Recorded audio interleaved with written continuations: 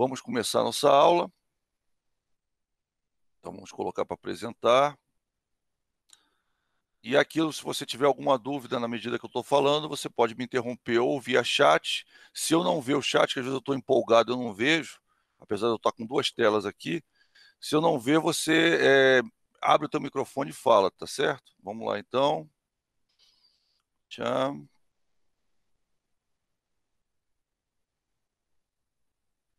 Pronto, já está indo. Vamos lá. Pessoal, a gente vai repetir alguns slides da aula passada, lembrando que tudo que eu repito é muito importante, como vocês estão quase que na antevéspera de uma prova, é muito legal que vocês prestem atenção, porque provavelmente tem alguma questão que vai falar ou vai abordar aquilo que eu estou repetindo, tá? Aos preocupados com a prova. Por que eu vou abordar isso? Porque é uma coisa importante para a tua vida, para a tua carreira, importante para... Então, quer dizer, é importante para a disciplina, são os pontos altos da disciplina. E eu, assim como eu disse que o ponto alto da comunicação era o planejamento, né, da comunicação, como você viu, então é bem provável que caia uma questão de planejamento de comunicação. Um dos pontos altos da negociação é claro que é o planejamento da negociação. Lembrando que você pode fazer uma negociação sem planejamento, tá? Só que as suas chances de ganhar essa negociação são extremamente baixas se a outra pessoa fez o planejamento dela. Quando você faz o planejamento, as suas chances de ganhar a negociação aumentam muito. Lembrando que a negociação ela pode ser tanto para você comprar alguma coisa, quanto para você vender alguma coisa, como você negociar com os teus chefes, quanto para você negociar com os teus funcionários, quanto uma negociação sindical, uma negociação... Então, a negociação está em todos os níveis. Você vai dizer, poxa, mas esse planejamento serve para isso também? Serve também, tá? Beleza, você está dando presente, você vai sair da sala, Gustavo, é isso?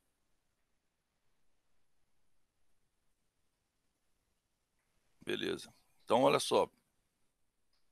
Se você não vai sair da sala, vai ficar até o final, eu prefiro que você dê o presente no final da aula, como sempre, tá? Eu sei que tem gente que faz isso às vezes e deixa o telefone, alguma coisa assim, esquece de sair da sala porque não estava prestando atenção na aula, tá?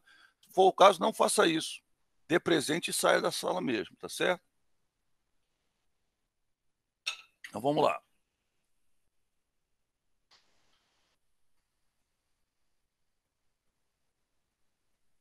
Ok.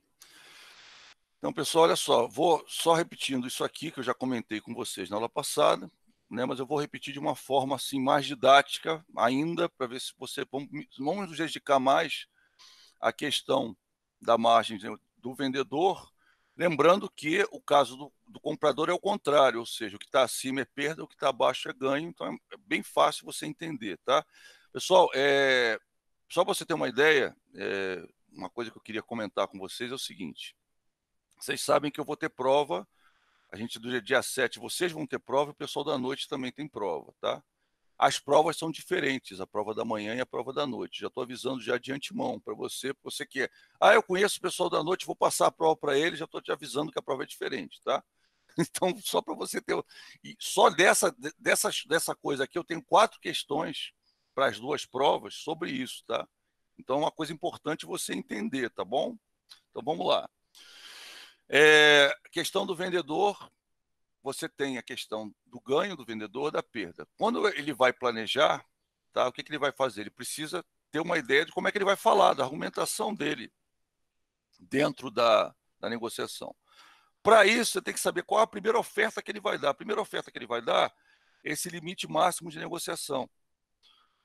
Se você lembra, né, disso aqui, só deixa eu voltar aqui nessa daqui, lembra? Lembra desse processo de negociação? Porque aqui começa, seria a primeira oferta, tá vendo? As primeiras ofertas de um e de outro são justamente essa margem que eu estou comentando aqui com vocês, tá? Então, ele vai pensar nesse limite máximo, ou seja, a primeira oferta que ele vai dar, ou o primeiro preço que ele vai dar na negociação. Esse limite máximo, certo? Ele tem uma meta ao que ele quer alcançar. O que ele quer alcançar é essa MAPAM que está aqui, tá vendo? É o que ele quer alcançar com a negociação, ou seja, para ele achar que a negociação foi bem sucedida, ele tem que conseguir a MAPAM ou para cima, né, o vendedor, né? Quanto maior o preço que ele conseguir, melhor, né? Então, o ideal, ou seja, isso aqui, se for alguma coisa entre a Mapan e o limite máximo, tá ótimo. Ele fecha na hora, não deixa nem o cara pensar, vamos dizer assim. Agora, o normal, o que acontece? É a negociação ela transcorrer entre a Mapan, tá? E a máquina, aquilo que eu comentei com você, tá? Como assim? Ou seja, maior do que a máquina e menor do que a Mapan. Então, se alguém falar em o limite negocial, qual é o meu limite negocial? Vamos lá. O meu limite negocial, ele está, ou seja, o meu, né, como é que fala? O range de negociação, tá? Ele está entre uma PAN e a máquina, tá? Ou seja, acima da máquina e menor ou igual a Mapan, tá? Por quê? Porque o outro negociador vai querer negociar com você. A Mapan é aquilo que você acha que você consegue naquela negociação, que você está correndo atrás para isso, tá certo? O Bruno voltou. Oi, Bruno. Tudo jóia? Bem-vindo de volta. Então, esse aqui é a zona ou margem de negociação. Chama-se zona de negociação ou margem de negociação, tá? Pessoal, isso aí cai toda hora em concurso. Tá? A margem de negociação do negociador X era tal. O que é a margem de negociação? Às vezes o cara fala assim, olha, a tua Mapan sei lá, 10, tá? R$ 10, vamos dizer assim, daquele produto, tá? E a tua margem de negociação é 2. Se a margem de negociação dele é 2 e a Mapan é 10, significa o quê? Que a máquina é 7,99 ou 8, ou seja, de 8 para baixo, tá? Você entendeu isso aí? Isso é importante, tá, pessoal? É muito importante. Muitas vezes o cara não fala a máquina, tá? Ele diz só que a margem de negociação sua é R$ 2, certo? Estou dando um exemplo, tá, pessoal? E a Mapan, tá, que você deve atingir é R$ 10. Significa o quê? Que a máquina ela é 8 ou inferior a 8, 7,99, por exemplo, tá? Vocês entenderam isso, pessoal? Deu para entender aí direitinho? Todo mundo entendeu? É matemática, matemática boba, né? Que eu brinco, matemática boba, é isso aí. Todo mundo entendeu? Tranquilo? Essa questão aí tá tranquilo com vocês? Beleza?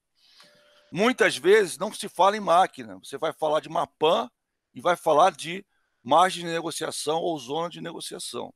Mas a máquina está implícita. Por quê? O cara fala, a zona de negociação foi 2, tá? E a tua Mapan é 10. Então, o que você vai. Você presume o quê? Que a tua máquina é 8, tá? Entendeu? Tranquilo isso, né? E é claro, a máquina, ela, em alguns casos raríssimos, ela pode ser o próprio piso mínimo, mas isso é extremamente raro. O normal é ela ser acima do piso mínimo, tá? Isso aí, pessoal, estou voltando a esse assunto. Você viu que eu até fiz uma alteraçãozinha no slide. Para quê? Para destacar essa questão, porque é uma questão extremamente importante, tá? E isso você define, você vai ver lá que em qualquer processo de planejamento eu tenho que definir essas margens, tá? Eu tenho que definir a Mapan, eu tenho que definir o piso mínimo, eu tenho que definir a máquina, eu tenho que saber a minha zona de negociação, eu tenho que saber a primeira oferta que eu vou fazer, o primeiro lance que eu vou fazer, tá? E eu, tipo assim, a máquina é o último lance que eu vou ouvir, ou seja, abaixo da máquina, esquece, se não tiver concessão ou não tiver uma moeda de troca muito boa para mim, eu não vou negociar, tá? Então eu trouxe aqui para você entender, tá bem claro aqui, tá?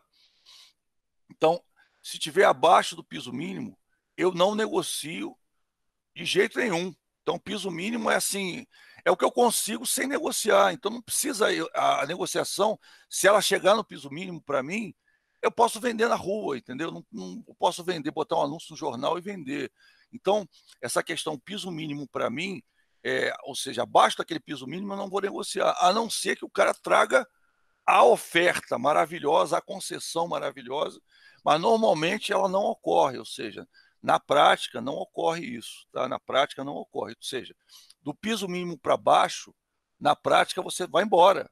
Então, beleza, foi um prazer negociar com você, você sai de lá, putz, gril, perdi meu tempo, tá? É mais ou menos assim.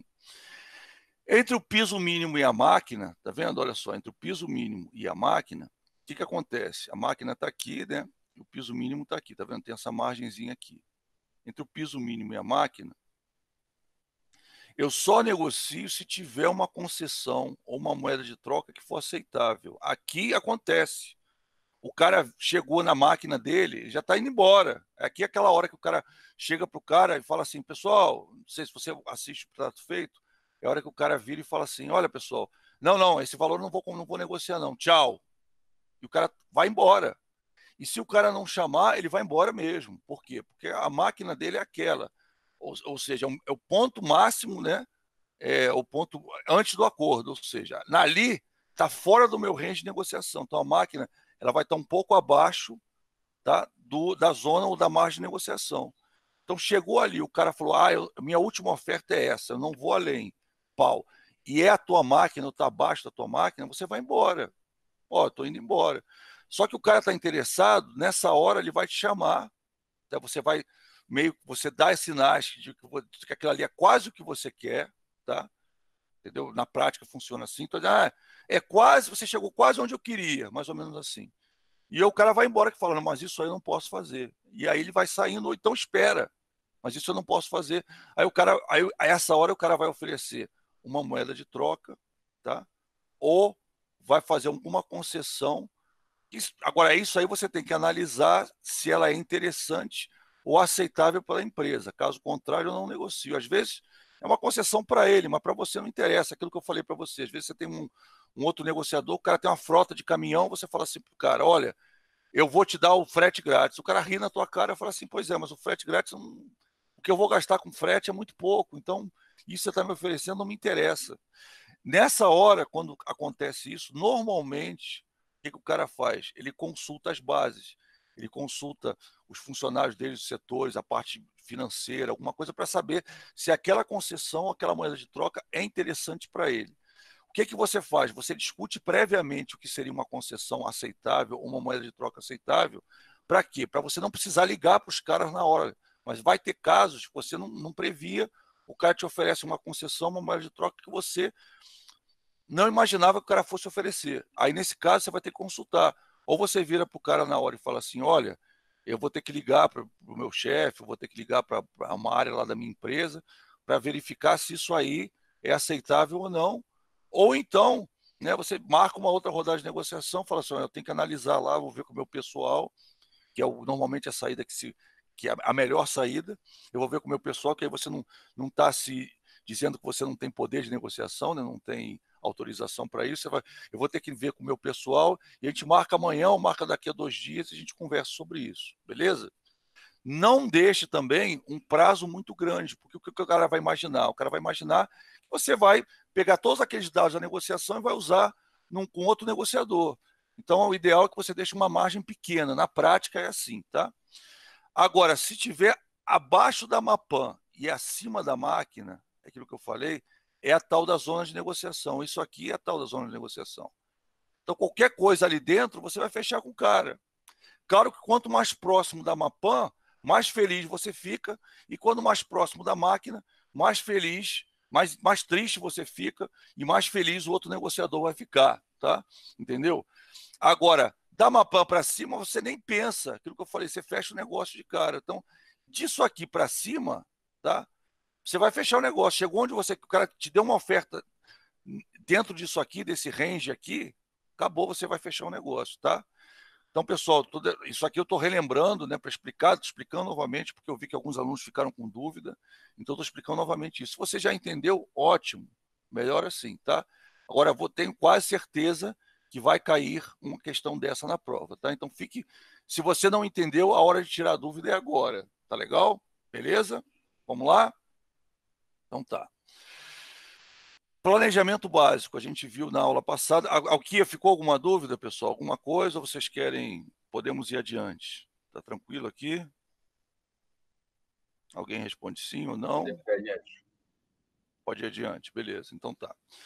Então, passos fundamentais de planejamento simples de negociação. Toda vez que a gente falar de planejamento, o mínimo que você vai fazer é isso. Então, por exemplo, se cair uma questão na prova, falando assim, faça o planejamento de uma negociação, e eu não falar nada, você pode usar esse método, tá?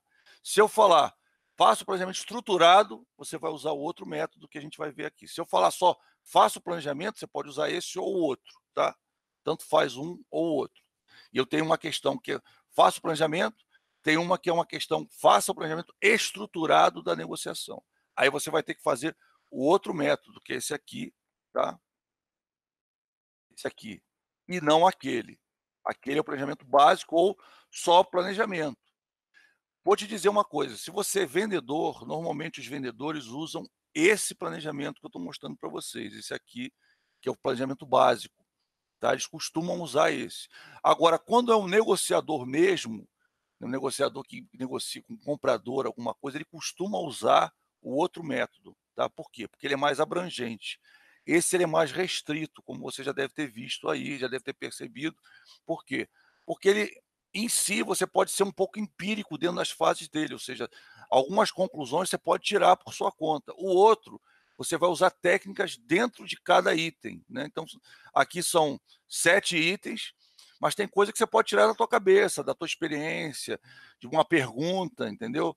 O outro é um pouco mais complexo do que esse, tá? Você já deve ter percebido, e eu já vou mostrar de novo para você, e aí vou mostrar com bastante vagar para você entender, porque eu vi que o outro planejamento a gente acabou correndo um pouquinho, tá? Esse aqui a gente viu mais detalhadamente, o outro a gente correu um pouquinho, tá?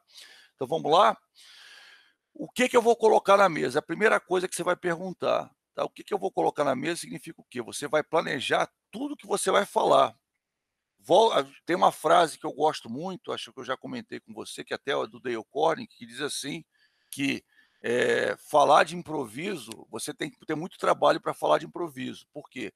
Que você vai parecer para o outro negociador que você está falando de improviso, mas na verdade você se preparou para falar aquilo, você chegou, listou uma série de dados, uma série de informações, preparou, e você na hora vai parecer que é um improviso teu, tá? Então, o ideal é que você prepare aquilo tudo antes, previamente, dê uma lida, né? De repente, na frente do teu espelho, você repita aquilo. No início é muito prático, muito, como é que eu posso dizer? É muito recomendável que você faça isso. Eu tinha uma tática, tá, pessoal? Deixa eu ver se eu tenho aqui. Não sei se ele está aqui ou se não está. Está aqui. Eu tinha uma tática que era o seguinte: eu gravava, eu pegava um gravadorzinho, que até você não sei se você vai perceber que é um gravadorzinho até velho. Eu pegava um gravadorzinho de mão, aí o que eu fazia? Eu fazia, né, o planejamento, gravava tudo que eu ia falar e ficava ouvindo. Por quê?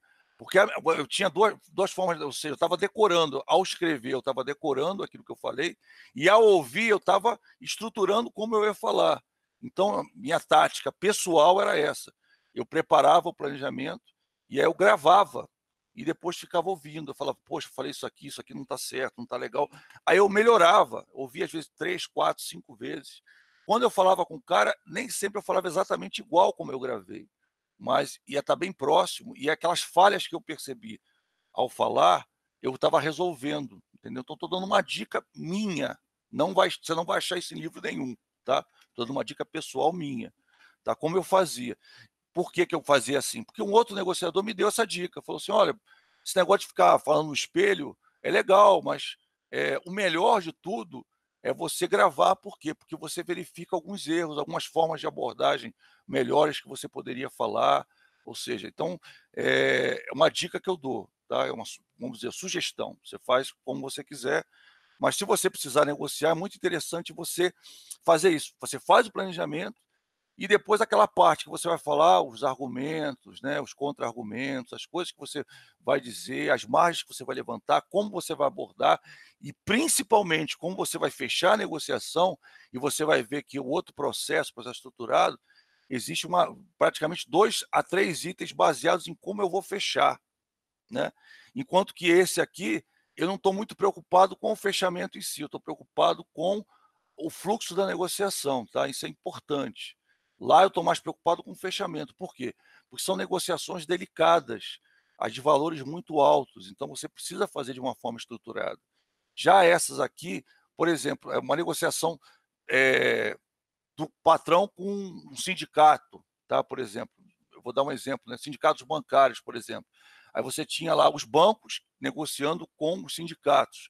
E aí você tinha um representante sindical que representava todo um grupo de sindicalistas, e o banco, por sua vez, né, estava com vários, ele tinha informação do sindicato patronal, conversava com outros bancos também para saber por quê.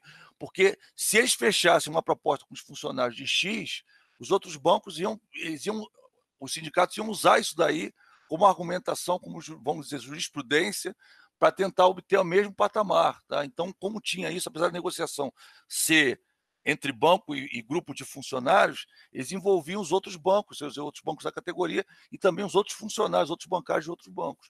Então, era uma negociação extremamente delicada, tá? E essa negociação, o pessoal usava muito a técnica estruturada. Uma vez, para você ter uma ideia, eu inclusive fui chamado no início, lá no setor lá de funcionalismo, me chamaram, porque sabiam que eu negociava, para ajudá-los como é que faziam esse planejamento dessa negociação. E aí foi legal que eu tive acesso a vários dados que eram sigilosos, né? E aí eu vi, tá bom, mas qual a tua Mapan, aonde você quer chegar, né? Qual a tua máquina, ou seja, o mínimo que você aceita. E aí, o que acontecia? A ideia era o quê? Que o banco conseguisse negociar dentro da Mapan e dentro da máquina. Então, a negociação não é só para a venda de um produto ou de um serviço, mas ela também envolve essa questão, tá? Isso é fundamental você pensar. Às vezes você está vendo assim a pessoa negociando, o cara veio lá, pegou alguns dados e trouxe. Não é assim, tá? Existe toda uma preparação por trás, tá? Então, se você não faz essa preparação, e o brasileiro adora não fazer, tá? Se você faz a preparação, você vai estar um patamar acima da maioria que não faz, tá? Então, voltando aqui, o que eu vou colocar na mesa, tá? Então, eu vou pensar como é que eu começo a negociação. Então, vou pensar na primeira oferta que eu vou dar, eu vou pensar num raporte, tá? Então, isso é importante, tá, pessoal? Você viu que não está no slide, mas é importante, tá? Então, o que é o raporte? Eu vou chegar e vou falar com o cara, vou abrir, vou discutir alguma coisa, falar de alguma coisa. Eu até comentei com vocês que um dos presidentes do banco, onde eu trabalhava, toda a entrevista dele, toda a apresentação que ele fazia, ele começava falando do Flamengo. Ele era Flamengo, claro. Então ele começava falando do Flamengo para quê? Para as pessoas terem alguma identificação. Uns riam, né? Pô, como é que o cara é Flamengo, não sei o que, não sei o que lá. E ele nunca torceu para time de futebol nenhum. Mas por que ele fazia isso? Ele fazia isso para amenizar, porque as pessoas estão esperando que você já entre de sola, né? Já passe o trator em cima. Então você vai e ameniza. Ó, pessoal, e o Flamengo, o jogo de ontem foi puxado, não sei o que, não sei o que. Então ele pegava alguns dados e ele não estava nem interessado nisso, ele nem torcia. Ele era Flamengo só para constar, vamos dizer assim, tá? Ele não era, né? Estou dando um exemplo. A mesma coisa, eu conheci um outro que falava do Corinthians. Ah, mas o Corinthians ou o Internacional, ele começava o raporte dele falando de futebol para quê? Para as pessoas descontraírem um pouco, né? Porque você fica esperando o cara dar a primeira oferta. Ao invés disso, você dá uma descontraída, o cara ameniza, ele já baixa um pouco o escudo, né? Porque a pessoa já começa a negociar, já está com o escudo levantado. Então ele baixa um pouco o escudo e aí começa a ouvir mais você, isso aqui, você brinca, faz algum. Volto a dizer, por isso que a gente falou de negociadores de vários países. Porque o negociador tem país que você vai falar, porque o teu time lá, o Bayern de Munique, o cara olha para você e te fala assim: estou aqui para negociar, não estou aqui para falar de futebol. Então, pá, dá aquela paulada em você. Já aconteceu, já vi acontecer também, tá, pessoal? Só uma vez a gente estava negociando com uma consultoria, acho que não sei se eu comentei com vocês isso, e a consultoria era de outro país, tá? Ela veio, aí o pessoal falava um portunhol meio assim, e falava inglês, então a gente complementava, falava um pouco de portunhol e falava um pouco de inglês também. E aí o pessoal começou a fazer um raporte com eles, começou a falar assim, não, porque a gente está sabendo, né, que agora está tendo o campeonato lá europeu. O cara olhou assim e falou, ué, mas eu vim aqui para negociar, não vim aqui para falar disso. Achei engraçado, porque é verdade. Então o cara vai direto, ele dá aquela secada e você, beleza, então tá, objetivamente, pau, pau, pau, entendeu? Acontece, né? Então, só para você ter uma ideia, né, voltando, né, para aqui, a parte de raporte é muito importante, tá? Principalmente no Brasil, nos Estados Unidos e na maioria dos países você tem um raporte, tem uma hora que você tem que falar de uma forma descontraída alguma coisa para você abrir a negociação, tá? Aí você vai pensar o quê? No teu limite mínimo, né, perdão, na primeira oferta, vamos chamar aqui de primeira oferta, para não ter confusão, tá? Primeira oferta. Então, você vai dar a tua primeira oferta para o cara, tá? O que você vai expor, você vai pensar nos documentos, né, que você vai levar para falar do teu produto, aí você vai começar a falar do teu produto, né? Antes até da primeira oferta, desculpa. Você vai falar do teu produto, você vai falar do teu serviço. Então, aqui você vai fazer um briefing, tá? Um briefing do que é o teu produto, do que é o teu serviço, tá? Então, um briefingzinho. Aí você vai levar a documentação, vai falar: o meu produto é bom, tem um prêmio. Aí você leva lá, mostra o prêmio do teu produto. E aí eu ganhei uma concorrência de não sei o quê, eu trabalho para fulano, beltrano, ciclano, ou seja, eu tenho esse produto, eu vendo nas redes tais, tais, tais. Então eu trouxe, fiz um raporte daquilo, mostrei para o cara, falei: beleza, isso aí? Aí o cara: poxa, é. Aí o que eu fiz? Joguei a primeira oferta. A primeira oferta ela vai estar aqui. O que eu vou colocar na mesa, tá?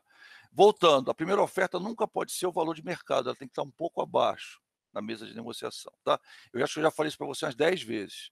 Mesmo eu falando 10 vezes, quando eu dei esse curso anteriormente, teve aluno que chegou e botou a primeira oferta como sendo a Mapan. O cara já jogou a Mapan. É aquilo que eu falei. Se você tem um negociador, tá? E o cara já joga quanto ele quer, ele não vai conseguir o que ele quer, ele vai conseguir abaixo. Então a primeira oferta ela tem que ser acima da Mapan, tá? Pessoal, estou frisando, eu acho que já é a terceira vez que eu estou falando isso para vocês. E volto a dizer, na hora da prova tem gente que vai e coloca Mapan, tá? Então, por favor, preste atenção. Na vida real, se você der a Mapan, pensa eu estou falando do vendedor para ficar fácil, pra você entender, e abaixo estiver comprando, exatamente, tá? O Érico pegou aí, exatamente, tá? Vendedor, por quê? Porque você vai ver que a maioria dos casos, você, a sua empresa vai vender. Vai ter casos que você vai comprar, mas a maioria você quer vender, você quer receita, né? Despesa, nas empresas você não quer despesa, só que às vezes você tem que comprar para poder vender. Mas eu estou falando do vendedor, mas claro, se eu estou falando do comprador, vai inverter. Lembra que eu falei? O que é ganho para o vendedor é perda para o comprador, tá? E vice-versa. O que é perda para o vendedor é ganho para o comprador. Então você vai inverter. E vamos falando do vendedor para ficar mais fácil você entender, tá certo? Mas você pense ao contrário para o comprador. Só vou frisar: nunca a tua primeira oferta pode ser, tá, a Mapan. Nunca. Porque se for, você não vai atingir a Mapan. Você não vai conseguir atingir, tá? Estou frisando isso para você. Você vai dizer: pô, a pior coisa, o cara vai negociar, a primeira oferta dele é o que ele quer. Olha, para agilizar, você vai comprar esse gravador aqui para agilizar, tá? O que eu quero nesse gravador aqui é R$ 200. Só que você quer R$ 200. A primeira oferta do cara vai ser o quê? 100. Aí você vai arregalar um olho. Não, eu falei para você que eu queria 200. Pois é, mas a gente está aqui negociando, tá? Então você vai dizer para o cara quanto? Eu quero 200, eu quero 300. Para quê? Para chegar em 200, tá? Ou, vamos dizer assim, 190, 299, 298, para chegar em 200 depois. Se você chegar acima de 200, parabéns, você conseguiu superar a tua Mapan, né? Caso não, ferrou, né? Então vamos lá. Você vai pensar nos interesses envolvidos, ou seja, o que o cara quer com a negociação. Aqui eu vou dar um detalhe para você importante. A pior coisa que um vendedor pode fazer, que um comprador pode fazer, é mostrar que está necessitado daquilo, tá? Então, se você dizer: eu preciso disso para fazer um trabalho, minha máquina quebrou, vou dar esse exemplo para você que é muito legal. A minha máquina quebrou, aí você vira para o cara e fala, o cara que vende a máquina, né? E você vai comprar uma outra. Você vira para o cara e fala assim: a minha máquina quebrou, eu preciso urgente de uma máquina. Cara, acabou. Você vai pagar quanto o cara quer e não quanto você quer, porque você já está dizendo para o cara que a tua necessidade é premente. Então o cara não vai arredar o pé. Ele vai dizer assim: esse cara, ele precisa fechar. Se ele precisa fechar, principalmente se o cara for o único vendedor daquilo, ou o vendedor mais famoso, ou o cara que mais vende aquilo, ou pior, o cara que tem aquilo para vender. Você tem um mercado, aquilo ninguém tem, só ele tem. Aí você diz assim: a minha máquina quebrou, e eu estou desesperado para comprar outra. Acabou, cara. O cara vai conseguir, você vai pagar o preço dele. Você pode até saber disso, mas isso você não vai falar, tá? Então, o que acontece? São os interesses envolvidos. Você não pode demonstrar, aqui é jogo de pôquer, tá, pessoal? É poker face. Você não vai virar para o cara e vai dizer assim, estou desesperado por isso. Ah, eu adorei esse carro. Ah, esse negócio. Porque se você fizer isso, você vai pagar quanto ele quer e não quanto você quer, tá? Então você vai pensar nos teus interesses, tá? E vai pensar nos interesses da outra parte. O cara quer vender, ele costuma vender por tanto, então se ele vender acima daquilo, ele vai fechar com você. Se ele já tiver uma oferta, a gente vai falar disso, talvez na aula que vem, né? Ou seja, não vai cair na prova, mas só para você entender, isso aí cai, né? Porque está na argumentação. Digamos que por acaso a pessoa, o cara tem a necessidade, né? E o outro não saiba da necessidade, o que vai acontecer? Você pode negociar com ele. Mas digamos que, por exemplo, o cara já esteja vendido, tá? O cara, por exemplo, ele é um vendedor, ele praticamente já quase fechou com outra pessoa aquela venda, tá? Ele só tem uma peça. Você precisa da máquina, que a tua máquina quebrou, ele só tem uma peça. E aí o que você vai fazer? Você vai ter que, mas você está vendendo por quanto a máquina? Eu estou vendendo por tanto. E você precisa da máquina, o que você vai fazer? Você vai tentar oferecer mais para ele, para tentar ele desfazer, ou seja, ele não, ele ainda está negociando com outra pessoa, você vai dar um valor acima e vai dizer assim, não, mas eu quero essa máquina. E eu preciso da máquina o mais rápido possível. Você não vai dizer que você quer urgentemente, tá? E aí, o que você vai falar? Então faz assim, você vai vender por quanto para o cara? Eu vou vender por 100. Aí você fala, pô, eu te pago 102, beleza? Aí, ou seja, você vai, se for aquilo ali, vantagem para você. Lembrando que existem táticas que o cara diz, eu já vendi, mas é uma tática, o cara está te enrolando, ele está mentindo para você, tá? Ou já só tem uma, e às vezes está mentindo para você, tá? Esse preço é até amanhã ou até hoje, se você não fechar comigo, amanhã já vai ser outro preço. E ele está mentindo, tá? Então existe isso também. Então aqui você vai ter que pensar no planejamento quais são os teus interesses e quais os interesses da outra parte, tá? Fundamental isso. Por quê? Porque a tua estratégia de negociação, ela vai envolver essas duas coisas aqui, o que eu vou colocar na mesa, né? E os interesses envolvidos, tá? Vai envolver isso. Também os valores, claro, né? Porque às vezes você... Então esses três aqui praticamente montam a tua estratégia de negociação, o que você vai falar, tá? Aqui é o que você quer na negociação, tá? Até onde você pode ir, quais os teus limites de negociação. Aqui é o que você vai falar. Dependendo dos seus limites, alguns argumentos você vai ter que também pensar. Eles vão estar o quê? Nos interesses envolvidos, tá? Mas vamos chegar lá. Primeira coisa que eu vou definir é o piso mínimo, ou seja, a partir daquele ponto para baixo, eu vendo no mercado, não vale a pena negociar. Se o cara só vai pagar para mim o piso mínimo, eu falo, pessoal, então eu nem vou aí que eu vou perder meu tempo e o teu, entendeu? Então, você já sabe, piso mínimo é o seguinte, abaixo do piso mínimo, esquece, você não vai negociar, tá? Entre a máquina, né, e o piso mínimo, ou seja, acima do piso mínimo e a máquina, pode ser que você negocie se o cara tiver uma concessão, uma moeda de troca, tá? Então, o que você tem que definir? Primeiro, piso mínimo.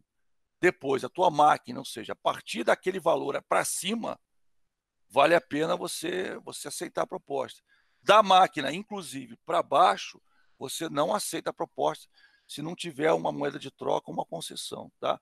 Só estou frisando isso para você, eu tenho certeza que vai ter aluno na prova ou vai ter aluno na vida que vai errar isso, tá? E aí errou, babau, errou, tá certo? Então, da máquina para baixo, né? Você só fecha se tiver uma concessão, uma moeda de troca, tá? Para cima da máquina, ou seja, já é a máquina para baixo, inclusive, tá? Ou seja, acima da máquina até a Mapan ou acima da Mapan, você fecha o negócio, beleza, entendeu? Acima da Mapan você fecha na hora. Entre a máquina e a Mapan, tá? Acima da máquina e até a Mapan, você está negociando, você vai tentar chegar o mais próximo possível da máquina, da Mapan, tá? E o mais longe possível da máquina, tá certo? Então você definiu o piso mínimo, tá? Definiu a máquina. Porque aqui é o que você não vai negociar, né? É o que você também não negocia se não tiver uma concessão. Ou seja, isso aqui é o ponto limite, é o teu limite para baixo, vamos dizer assim, do vendedor, ou limite para cima do comprador.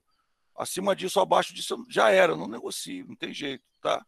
A não ser que o cara venha com alguma coisa que eu quero muito. E aí, essa hora, você tem que pensar também no que você quer muito e no que a outra parte quer muito. A gente vai chegar na concessão, mas você tem que pensar nos interesses, né? Ó, se eu não fechar, o que, que me interessa muito ter, que essa empresa pode me oferecer, e o que ela interessa muito que eu posso oferecer para ela, tá? Começa a pensar nisso. Aí chegou, estabeleceu uma PAN, ou seja, é o ponto que eu quero chegar naquele negócio. É aquele valor fundamental, por exemplo, chegou aqui, você pode bater palma, abrir champanhe, vamos dizer, se quem gosta, abre champanhe, bebe champanhe e fala, ó, conseguiu o que eu queria, foi a minha meta. Minha meta fundamental era essa, tá? Então, o que que eu estou planejando? O que que é o melhor para mim na negociação é isso, tá? Aí você vai pensar, e se eu não fechar? E se chegar na máquina, tiver entre a máquina e o piso mínimo? Que concessões eu aceito, tá? Ou seja, que concessões eu posso fazer e qual concessão que eu quero receber. Qual a moeda de troca que eu posso aceitar? Você tem que pensar nisso antes. Por quê? Se você não pensar, vai ficar muito chato. Você vai pegar o celular e falar assim, fulano, e aí, eu posso aceitar não sei o quê? Eu posso aceitar... Aí você vai parecer tipo meio que pau mandado, né? Ou seja, aquela pessoa que está fazendo o que o outro está falando. Então, você pensa, se tiver fora daquilo que você pensou, você fala, olha, eu vou ter que consultar as minhas bases, eu vou ter que falar com o meu setor operacional, eu vou ter, não vai falar, vou falar com o meu chefe, vou falar com o board da empresa, entendeu? Para decidir se realmente a gente pode aceitar isso ou não. Vamos marcar uma outra rodada, eu vou fazer uma reunião com eles, entendeu? Não tenta falar, fulano, e aí, eu posso aceitar, porque aí você já está perdendo um pouco da tua moral como negociador, tá? Às vezes não tem jeito, você vai ter que fazer isso mesmo, mas a ideia é você, ao máximo possível, evitar. Para isso, no planejamento, você tem que pensar e conversar. De repente, teu chefe, você vai, tá, o que, que eu posso dar como concessão? O que, que eu posso receber como concessão? O que, que a empresa tal pode nos oferecer? Qual a moeda de troca? Então, isso aí você é muito importante que você discuta isso antes da rodada de negociação. Quando eu falo rodada de negociação, é quando está um negociador em frente ao outro, tá? O que eu já falei para você, que é a negociação propriamente dita. Isso aqui tudo eu estou fazendo antes, né? E a definição do cenário, onde eu vou negociar. Lembra que eu falei do almoço? Se tiver um almoço, tem que ser um lugar que a pessoa. Você vai virar para o garçom, né, depois do almoço, você vai virar para o garçom e falar assim: olha, agora se a gente precisar, a gente te chama, tá? Ou num bar, a gente precisar, a gente te chama. A gente vai conversar aqui um assunto importante. Aí, para quê? Para o garçom não voltar e te interromper, que a pior coisa é você estar no meio de um argumento, o cara vai. Você quer alguma coisa? E o senhor quer alguma coisa? Acabou, você vai ter que voltar tudo de novo. Então, a ideia é o quê? Você arrumar o cenário de forma que seja fácil negociar. Se for na empresa, num lugar conhecido, é aquilo que eu falei. Coloca alguma coisa que a pessoa veja que valorize a sua empresa, que valorize o seu produto, né? Ou seja, aquela linguagem, né, não falada. Eu estou colocando coisas, né? Se for uma negociação, por exemplo, com um chinês, como falei para você, coloca uns brindes da tua empresa na mesa, umas canetas, umas coisas assim, que falem, uns brindes interessantes, né? E aí deixa ele guardado, né, embrulhado, vê o que o cara se interessa, entrega para ele. Se ele não se interessar por nada, antes de você começar, no raporte, né, no que colocar na mesa, você já vira para o cara, olha, fulano, eu estou aqui, inclusive, como você me atendeu, eu estou feliz com que você tenha vindo para a gente poder conversar, eu trouxe aqui um presente, só pelo fato de você ter vindo, já me agradou bastante, então tem aqui uma lembrancinha da minha empresa para você, que aquilo ali, por incrível que pareça, não é só para chinês, não. Às vezes, até para brasileiro, aquilo ali agrada muito, tá? Principalmente quando você vai negociar com o governo, tá? E o negociador vai lá e você oferece um brinde da tua empresa, uma agenda, alguma coisa, cara, é um raporte fantástico.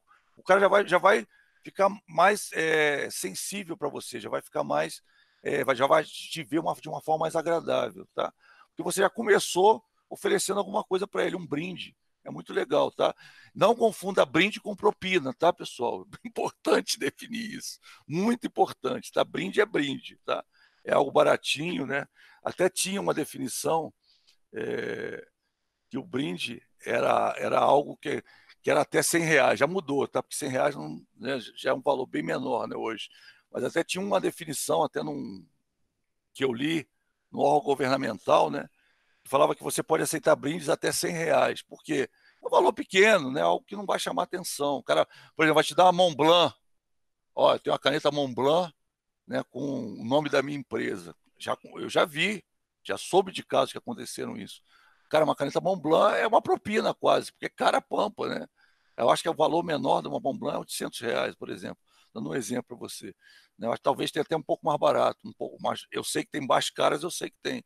Então você já oferece isso, o cara já olha, pô, o que, que é isso, né? Tem alguma coisa errada.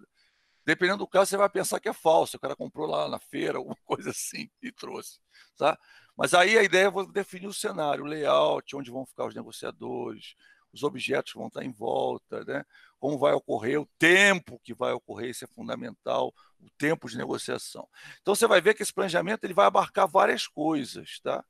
Essas coisas que ele abarca, elas são muito importantes na negociação. Agora vamos começar, né? Para mim, essa é a principal. Por quê? Porque são as negociações mais frágeis, né?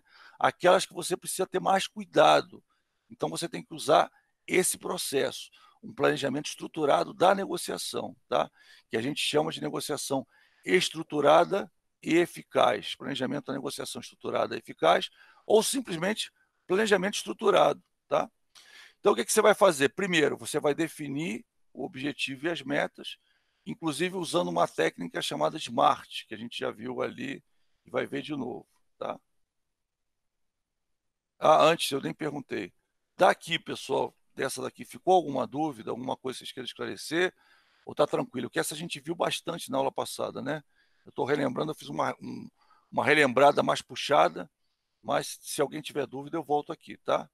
Se não tiver, vamos adiante. Tranquilo, pessoal? Beleza? Sim ou não? Podemos ir? Beleza. Beleza. Então, conheça a necessidade da outra parte. Então, você vai ver que até aqui está bem parecido, se bem que o Smart já é um pouco mais elaborado do que a outra, tá? Porque a outra você pode ser meio empírico. Nessa daqui você vai estar usando uma técnica mesmo para você verificar as suas metas de negociação, tá? Identifique as posições e as regras de negociação. Como é que ela vai ocorrer, onde ela vai ocorrer, o que eu posso falar, o que eu não posso falar, que tipo de coisa eu posso mostrar, que tipo de coisa eu não posso mostrar. Tá? Por exemplo, falei uma coisa que você não pode mostrar, você falar dos teus concorrentes diretos. Você pode falar sem dizer o nome deles. Você pode dizer o que eles fazem. Né? Você conta o milagre, mas não conta o santo. Aquela brincadeira que a gente faz. Né? Você fala do que eles fazem, mas não fala eles. Porque a empresa tal faz isso. Não faça isso, tá? É importante. Não faça isso. Tem outras empresas que fazem, que agem dessa forma. O cara vai saber até quem é. Às vezes ele vai repetir o nome da empresa, você fala assim, pois é, né? Mas você não repita, não diz que é, né? Por quê? Porque se você fizer isso, você vai estar denegrindo os seus parceiros comerciais, ou seja, pessoas, né, que também negociam aquilo. E aí aquela história, né? O cara já vai te ver com maus olhos. Não é legal você fazer isso, tá? Eu estou dando umas dicas práticas, tá legal? Então, tire dúvidas, ou seja, você vai ver durante a negociação, às vezes você está falando, o cara está calado te ouvindo, às vezes você até faz aquela cara de pensador, né? Ele segura o queixo. Inclusive, segurar o queixo tem um significado, tá? Que a gente vai ver depois. Então, o cara está segurando o queixo, te olhando, então está fazendo aham, aham, aham. Está deixando você falar. Você fala o que você quiser, ele está lá. Você não acha isso? Aí o cara, aham, aham. Então, o que você vai fazer? Lá pelas tantas, você vai perguntar se o cara está entendendo. Você vai tirar a dúvida. Ei, tudo certo? Você está com alguma dúvida nesse assunto? Você quer que eu volte aqui? Você entendeu essa questão? Aí você repete a questão para ele. Entendeu direitinho? Isso aí te ajuda? Isso é bom para você, não é? Então você tá frisando o que você falou para ver se realmente o cara está te ouvindo ou não. Às vezes o cara está pensando lá no que ele vai almoçar, no que ele vai jantar, na mulher que brigou com ele, sei lá, está pensando em outra coisa. Então você vai ter que tirar a dúvida, verificar se está tudo certo. Às vezes ele vai jogar uma coisa, uma questão, e às vezes uma questão até que a gente chama de capciosa, ou seja, ele vai jogar um negócio que pode deixar você em maus lençóis. Por exemplo, ele já fez uma análise, por exemplo, e viu uma fragilidade de segurança, de repente, do seu produto. O produto, o software que você está vendendo, ele tem uma forma do cara entrar, bypassando os controles de segurança, alguma coisa assim, por exemplo. Então o cara já sabe essa falha, tá? Então ele vai explorar. Vai ver, cara, com relação a isso, o que você tem a dizer, o que você acha? O teu software faz isso. Ele já sabe que não faz. Ele está jogando que ele quer saber o que você vai dizer. Aí, nesses casos, às vezes, não, realmente existe essa fragilidade, mas a gente já está resolvendo. Quando a gente fechar com você, provavelmente já deve ter resolvido. Claro que, se for verdade, né? Às vezes você soube daquilo na hora, você vai falar, a gente vai analisar isso aí para verificar e resolver esse problema, sanar isso antes de te mandar. Vamos tentar fazer isso antes de te mandar. Aí você está dizendo que você vai verificar, realmente você pode verificar, tá? E aí, se não deu tempo, o cara vai falar, e aí, sanou o problema? Não deu tempo ainda de sanar, mas a gente está vendo isso, tá? E realmente, se estiver vendo, né, pessoal, não minta, porque a mentira tem perna curta. Vamos descobrir. Até estratégia de negociação, tá? Quando você mente, o cara o negociador mente, ele se expõe, né? Então, eu recomendo, evite mentir. Você pode não falar, omitir aquilo, você pode omitir, mas evite mentir. Por quê? Porque se descobrir, vai te descredenciar. Ah, esse cara é um mentiroso. Aí o resto você falou verdade, para ele o cara vai ficar achando, será que é mentira? Será que o cara trouxe um documento falso, mostrou algo preparado? E às vezes acontece, tá? Eu já vi acontecer, tá bom? Então, tire dúvidas. Aí a questão, concessões. Para eu negociar a concessão e buscar o acordo, eu preciso saber que concessão eu aceito, concessão eu não aceito. Então, isso tem que estar bem claro, tá? E fecha o acordo com todas as pendências, ou seja, verifica se tem alguma pendência, tá? Se tiver, você vai fechar. E, por fim, você vai fechar o acordo e verificar se o acordo está fechado, tá? Então, esse aqui, como é uma negociação mais delicada, é uma negociação que envolve muitos valores, e volto a falar, numa negociação sindical, se usa esse planejamento, tá? E não aquele. Tá? Só para você entender que o negócio é muito sério. Aquilo ali, a empresa, ela, depois de uma negociação sindical, fechou o acordo, celebrou o acordo, é um compromisso, a empresa tem que cumprir. Então, é extremamente delicado. E, às vezes, uma empresa resolve, as outras da mesma categoria têm que resolver de forma igual ou parecida. Então, eles têm um peso, principalmente se você for as primeiras empresas a negociar com o sindicato, você tem um peso muito maior do que as últimas, que simplesmente, vou fazer igual a empresa tal fez. Vamos dizer, o banco, né? O banco, vou fazer igual o banco tal, como o banco tal fez. Então, até o sindicato já espera receber algo parecido com o que ele obteve na primeira negociação, tá? E quando é uma negociação de categoria, aí pronto, definiu na categoria. Às vezes você tem cláusulas particulares que não são financeiras, que você está debatendo um com o outro. Essas cláusulas não financeiras, normalmente, elas se baseiam muito no que o outro está oferecendo, tá? Mais até que na questão financeira que você fecha coletivamente, tá certo? Então, essa técnica serve para tudo, sobretudo para negociações mais delicadas, onde eu tenho uma necessidade muito maior. A outra é mais para uma venda simples, uma coisa assim. Essa não. Essas são coisas mais delicadas. Podem ser vendas, mas vendas de alto vulto, de alta quantidade. Então, por exemplo, você vai negociar com um grande atacadista, você vai usar isso, tá? Provavelmente vai usar isso, tá certo? Então, vamos lá. De uma forma bem devagar, bem tranquila, para você não ter dúvida, a gente vai ver essas questões com você, tá? Então, vamos lá. Aqui, eu vou pensar, a primeira pergunta que eu tenho que responder é o que eu desejo nessa negociação? Ou seja, o que para mim, é atingir a Mapan? Ah, não, mas atingir a Mapan e obter mais isso. Olha, eu preciso, o principal para mim é manter o relacionamento com esse cara que é um grande atacadista, isso, aquilo outro. Presta atenção, esse objetivo vai pautar a forma que você vai negociar, tá certo? Se é um ganha-ganha, tipo assim, eu preciso da relação com esse cara, tá? Isso aí você vê até no sócio, tá? Naquele programa um sócio. Às vezes o cara vai para uma reunião com uma grande empresa, uma grande rede americana. Então o cara é uma empresa pequena, aí o cara consegue, por causa dos contatos dele, né? O tal lá do sócio lá, não vou nem falar o nome, ele consegue a entrevista com aquele grupo enorme, né? Por exemplo, né? O Walgreens, ou, sei lá, um Walmart, um mercado desses aí, grande nos Estados Unidos, o cara consegue a entrevista com eles. E aí o que acontece? É um ganha-ganha, né? O cara quer manter aquele cliente, ele não quer chegar lá, vender aquilo e tchau. Ele quer manter aquele cliente, por quê? Porque é um cliente grande. E o que acontece? O cliente grande, ele sabe disso. Então, porque ele sabe disso, ele usa como poder de barganha. Ele fala assim, olha, eu sou, tipo assim, mas eu vendo isso aí para todo mundo por X. Pois é, mas eu não sou todo mundo.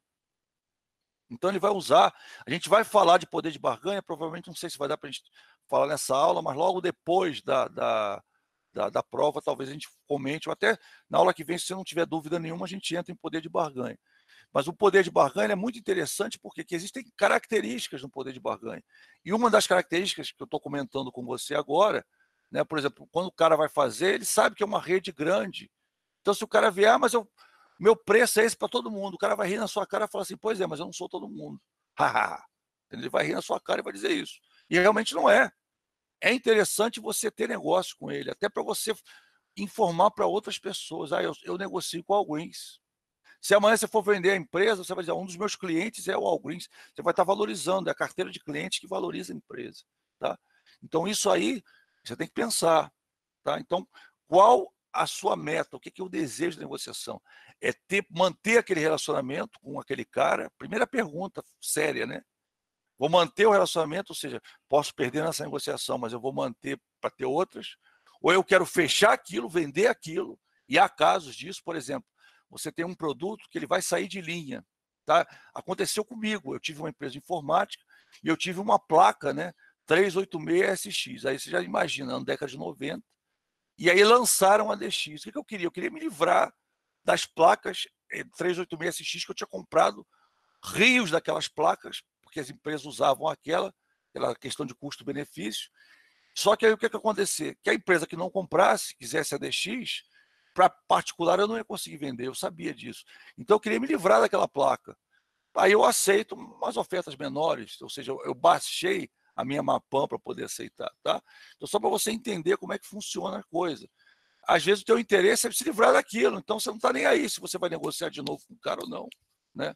Você quer se livrar daquele troço por quê? Porque se não se livrar, você vai perder dinheiro. Então, o teu objetivo da negociação é se livrar do produto, porque aquele produto vai sair de linha. Acontece muito no meio de moda. Quem tem loja de roupa, etc. A coleção, você tem que se livrar da coleção. Então, se você for revender, você de repente é uma confecção, né, um factory da vida, e aí você vai falar assim, olha, aquilo ali é as peças do verão de 2020, tá? Por exemplo. Verão de 2020 está acabando, né? Já acabou. Né? Dezembro, janeiro, fevereiro. Março já com as chuvas de verão, o pessoal fala, chuvas de março. Já entrou, já não é mais verão. E agora? O que eu vou fazer? Eu tenho que me livrar daquilo. Né?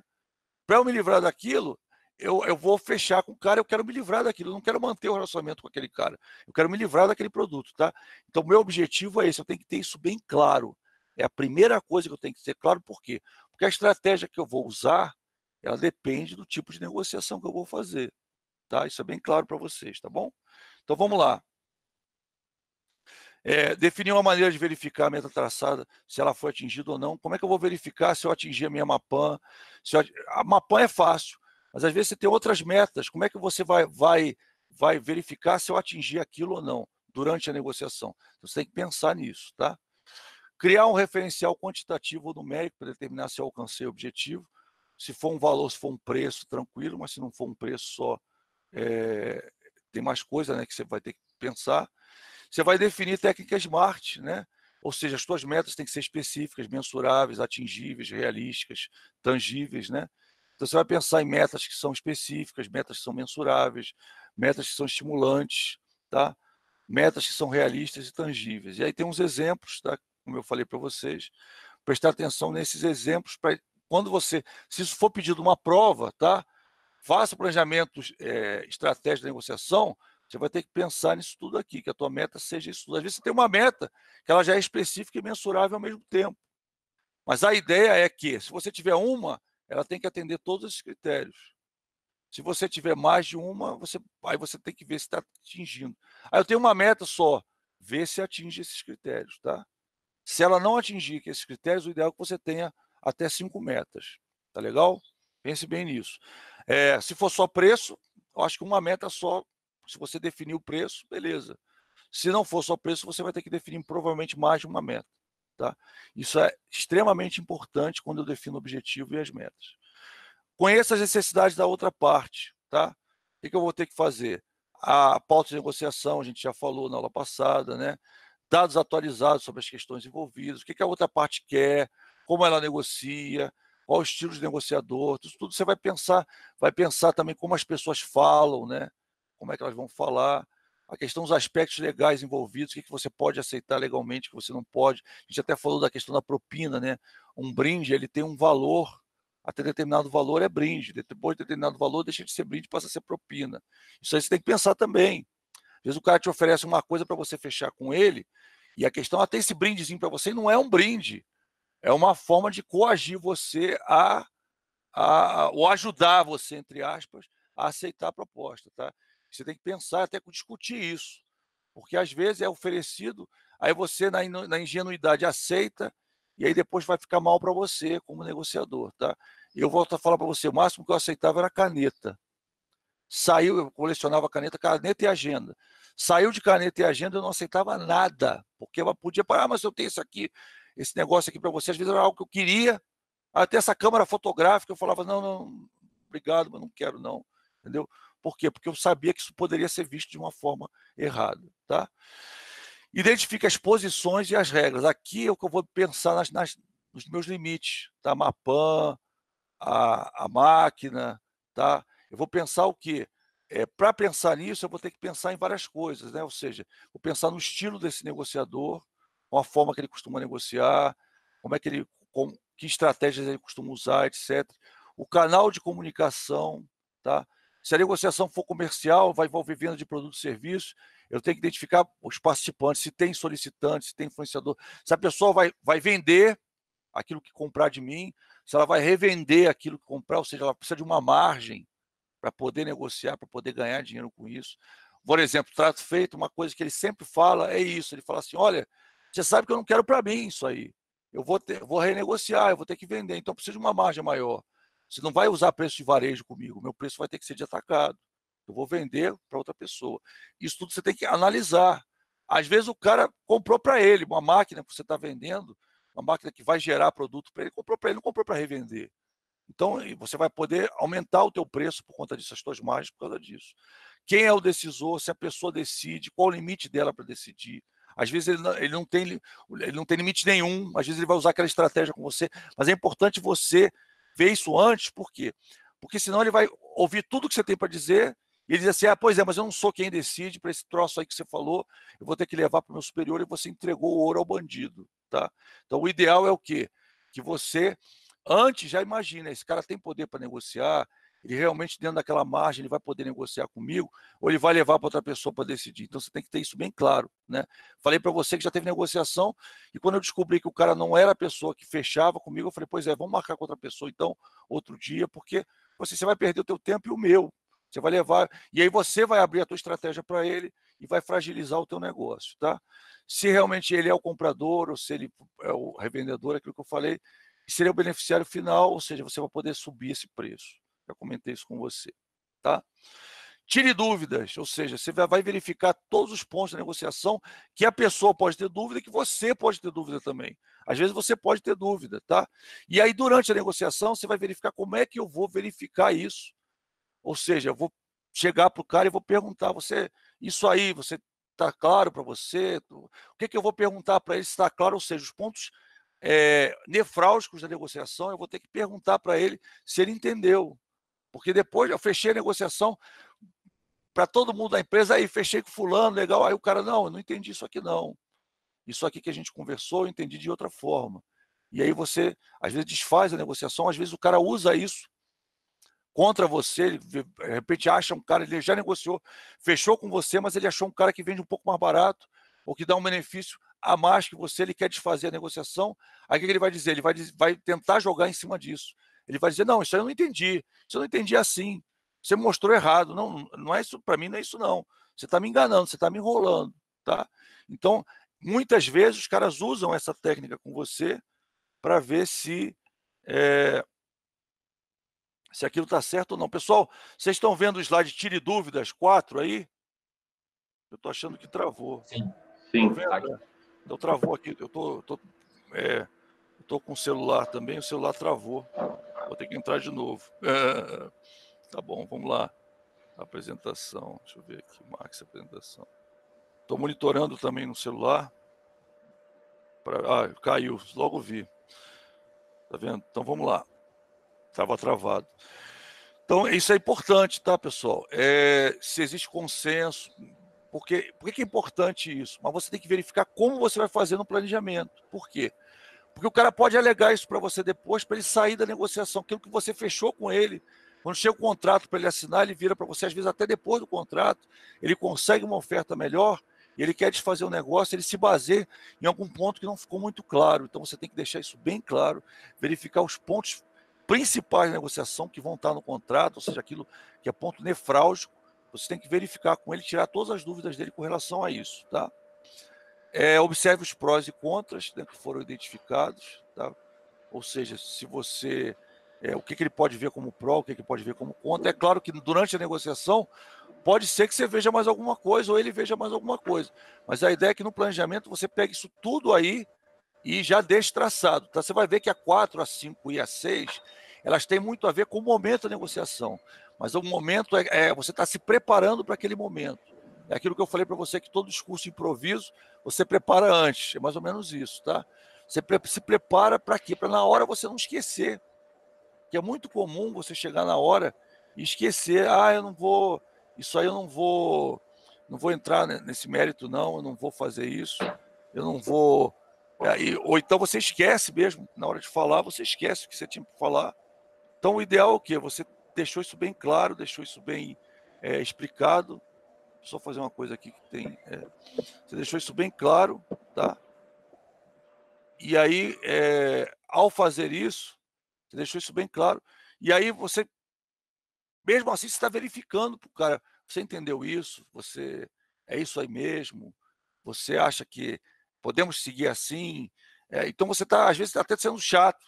Você está dando uma até de apresentador de televisão que repete o óbvio ondulante.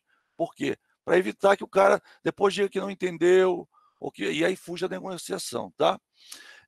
Além dos ganhos e perdas com a negociação, os aspectos apontados são aceitáveis, o acordo resolve problemas, as pessoas estão satisfeitas com os resultados. Se as respostas para essas perguntas forem positivas, você provavelmente vai ter um ganha-ganha, tá? Que aí, quando você tem um ganha-ganha, você tem que ver se a relação está sendo ética, se você estabeleceu confiança com ele, você tem confiança no outro negociador, se houve uma troca adequada e justa de informações, né?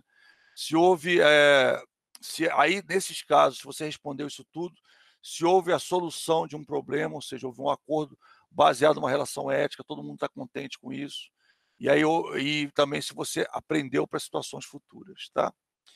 5, negocie concessões e busque o acordo. A pergunta se a proposta é adequada, se você tem flexibilidade, se você tem outros planos e alternativas, se eu estou preparado para diferentes condições, que condições eu vou estar preparado.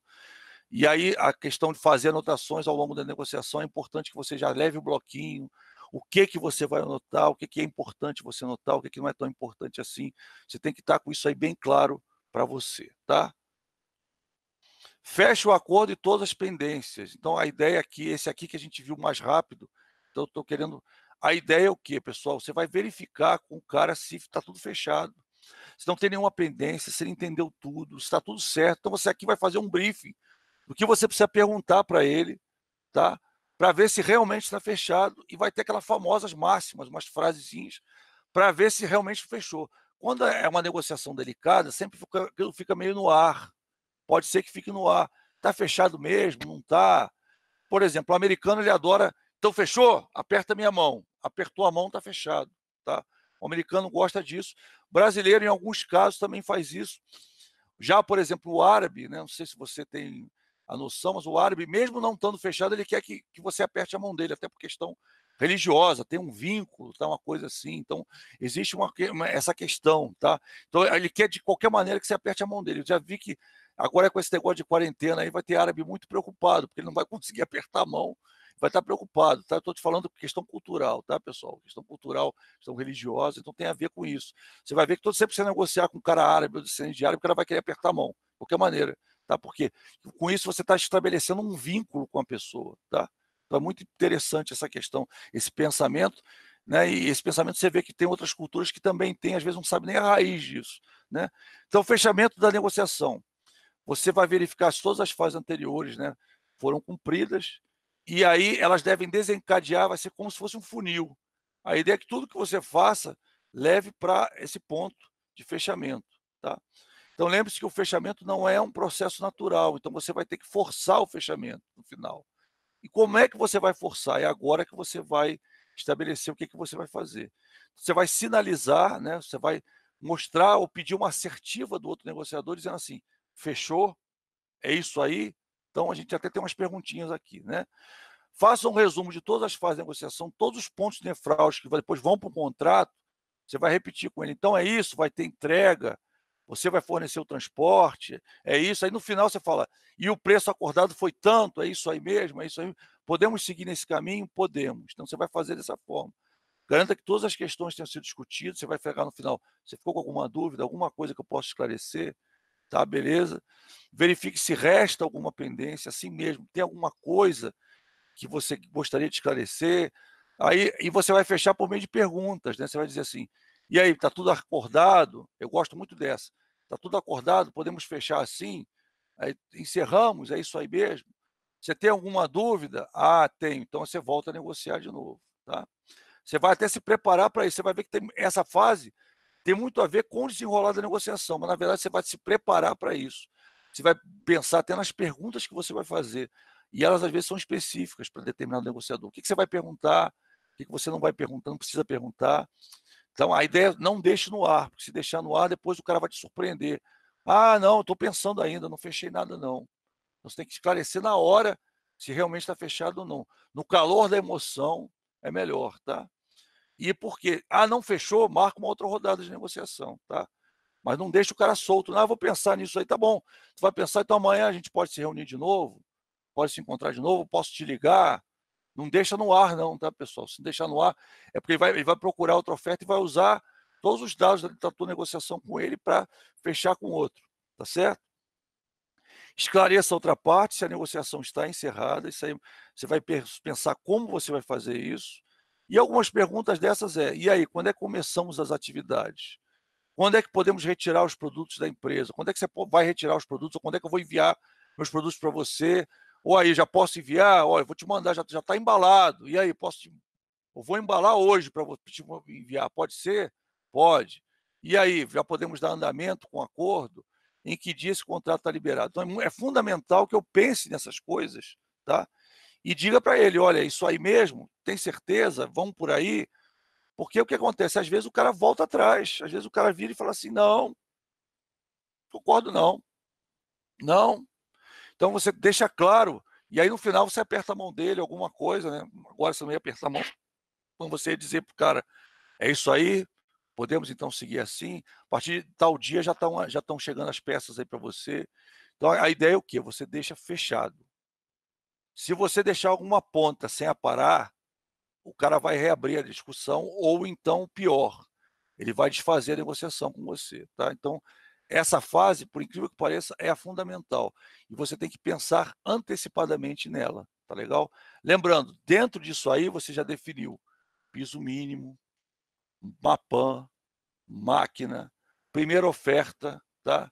Ou seja, que concessões você pode aceitar, não pode aceitar, que moeda de troca você pode aceitar, que moeda de troca você não pode aceitar. Mesmo assim, podem surgir surpresas, tá certo?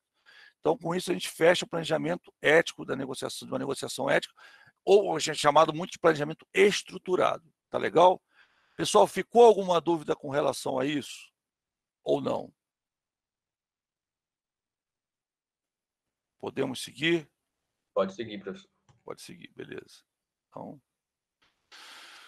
vamos lá então. Táticas de negociação. Aqui você vai ver muitas que o Trato Feito usa, e até outras também, não só o Trato Feito, mas outros programas usam, o Container War, o, o Antique Archaeology, que é o caçador de relíquia. Então, várias técnicas que eles usam, você vai ver aqui, e provavelmente já usaram alguma dessas com você, e você viu como naturalidade que a pessoa está tão acostumada a usar, que você acha isso é normal. Então, vamos lá. Mesmo com um planejamento bem feito, podem ocorrer, sendo até comum que socorra algum tipo de dúvida, tá? Impasse ou outros questionamentos ao longo da negociação. Existem táticas que podem ser utilizadas para você ganhar tempo na negociação ou mesmo para obter mais informações. Então, a respeito do negócio, mantendo a condução do processo agradável e amigável. Isso aqui é muito importante, porque eu falei para você, se você tiver um nível de tensão muito alto na negociação, provavelmente você não vai fechar a negociação. Lembra daquele gráfico? Vai subindo o nível de tensão. Quando começa a cair a tensão, não precisa chegar a zero, mas quando ela começa a cair, é que há o fechamento. Então, o que acontece? Se tiver muito tensa a negociação, você não vai fechar. Então, conflito, vamos dizer, o conflito às vezes é favorável, mas você não pode ser mantido esse conflito até o final da negociação, tá? Isso é importante definir. Então, você pode ter uma questão, como já caiu em concurso, o conflito é inerente à negociação. É verdade, o conflito é inerente à negociação. Só que você vai ter que baixar esse nível de conflito, vai ter que chegar num ponto, né, de onde a tensão baixe para você poder fechar. Então, às vezes, você começa uma negociação em conflito, em atrito, porque os dois negociadores querem ganhar, tá? Então, você tem essa questão do conflito, mas você vai ter que fazer algumas concessões e chegar num nível para você poder fechar. Se você manter isso tenso até o final, você provavelmente não vai fechar, vai ter uma segunda rodada, ou às vezes pior, nem vai ter uma segunda rodada, tá? Então, vamos começar a falar sobre isso, né? Isso aqui, pessoal, cai, tá? Então, se a gente não chegar, você vai ler, a gente pode esclarecer dúvidas na hora que vem, mas até o segundo slide, ou seja, esses são, se eu não me engano, 9, eu acho, esses 9 itens, eles caem na nossa prova, tá?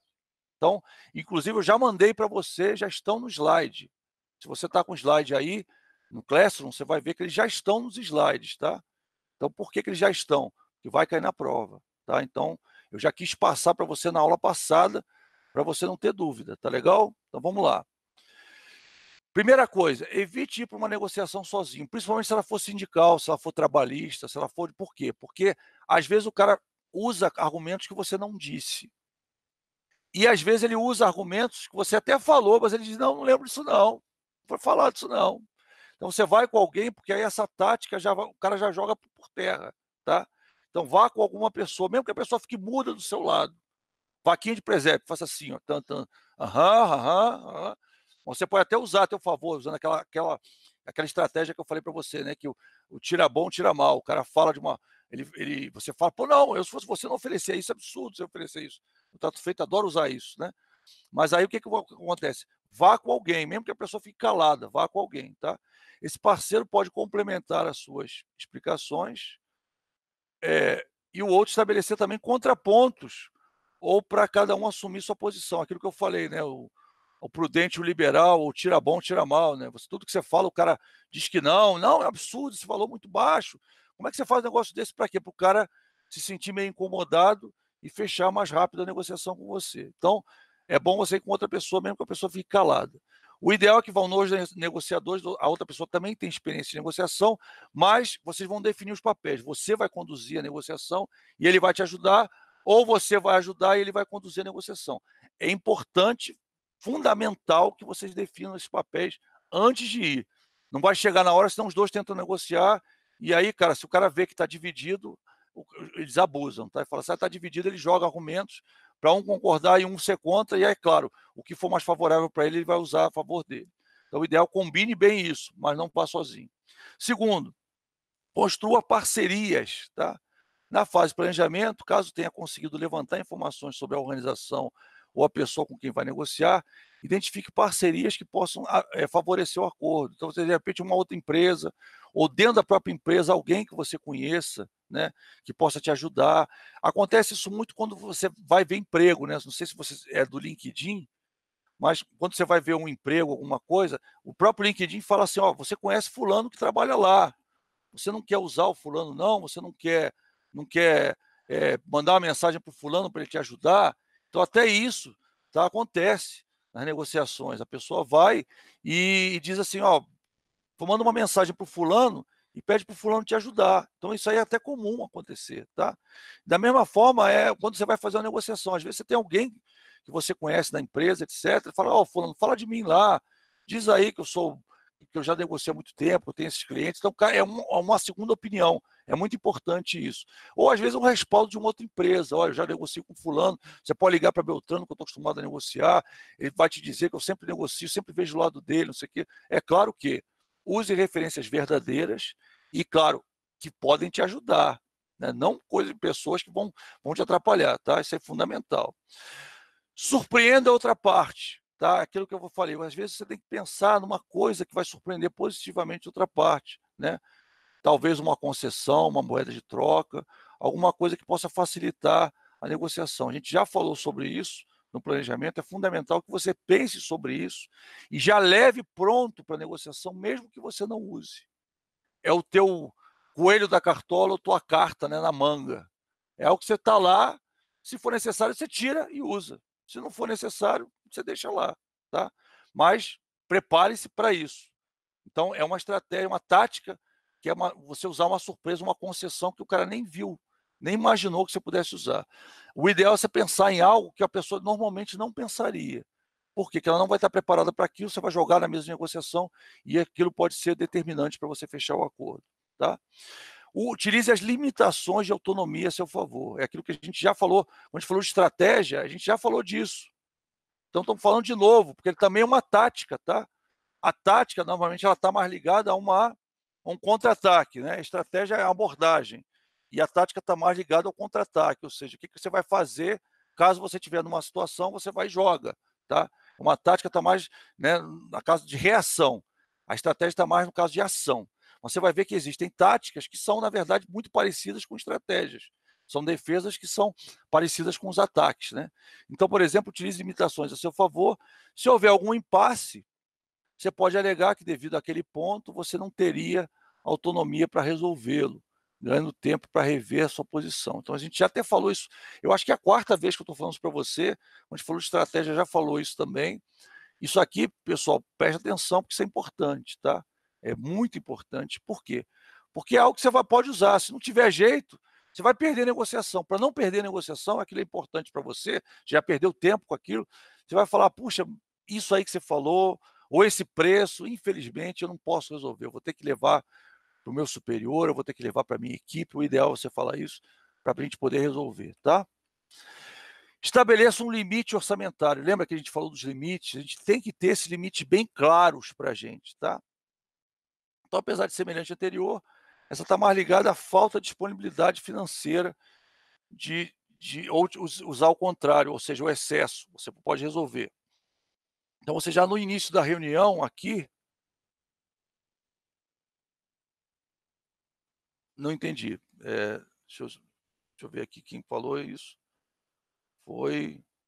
Você falou que você cancelou a reunião quando alguém fez essa estratégia. Sim, fiz porque a pessoa entrou com isso. Lembra que eu falei para você? Ó, você não prestou atenção. A pessoa já disse, já chegou.